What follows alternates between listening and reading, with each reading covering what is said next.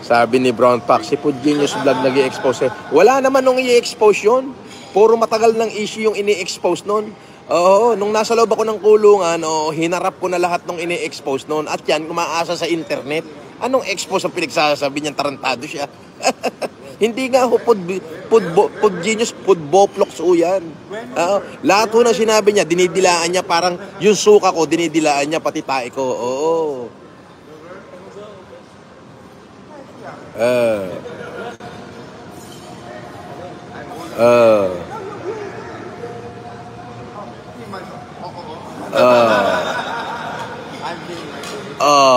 Mga bawal kayong magsi-comment dito. Oo, ayan. Later that same evening. So yun, tapusin ko muna itong ating humanitarian at ayoko muna isipin niya mga basher. Pero yung location ni Yama, ano to na-triangle na. Yung tatlong location. Tatlo yan. Pero na-triangle na lahat. Okay.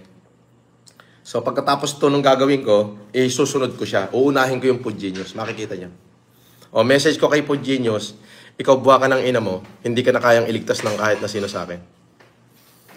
Babasagin ko yung mukha mo. Talo! Sorry. Inggitero ka, budol ka, ikaw original na budol Tarantado ka. Kung hindi ka sana budol, di sana hindi ka iniwan ng mga supporter ko, putang ina mo. Diba? So bakit ka nila iniwan? Kasi nakita nila budol ka. Scammer po ako. Wag mo aaminin. Gusto mong gamitin yung pangalan ko para guminhawa buhay mo. Tarantado, hindi mangyayari yon. Kumayod ka, mamamatay kang naiinggit, buha ka ng ina ka.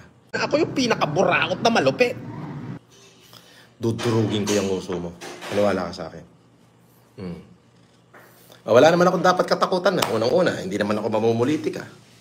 Pangalawa, kayo naman na sumisira sa akin at wala namang isisira na. Yung mga ini-issue nyo, matagal ng issue yan. Di ba? Ipinagkakanulo nyo yung sarili nyong kamag-anak. Yung mga sarili nyo pang kamag-anak, hindi kita kaano-ano, buha ka ng ina mo nga. Putok ka sa buho, hayop ka. Pero mo, gagamitin mo yung mga nananahimik na tao para lang makilala ka. Masira ako. Hindi ako masisira. Bakit? History will not recorded what you say. But history will recorded what I do. At kung ano yung ginawa ko, hindi na yun mabubura sa kasaysayan ng Pilipinas. Akala ko din, dahil kung pera nung before pandemic, akala ko, kaya ko lahat ng kapitbahay ko. Ayun, nakakulong ako. Tarang yung buhay ito. Kayong mga nakikisakay sa kasikatan ko, at kayong mga nakikisakay sa mga ginawa ko, hindi kayo papansinin ng supporter ko. Buha ka ng ina nyo.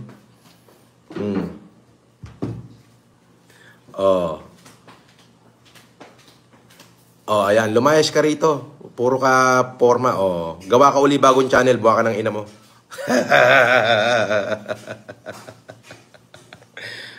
Diba? Ay, nako.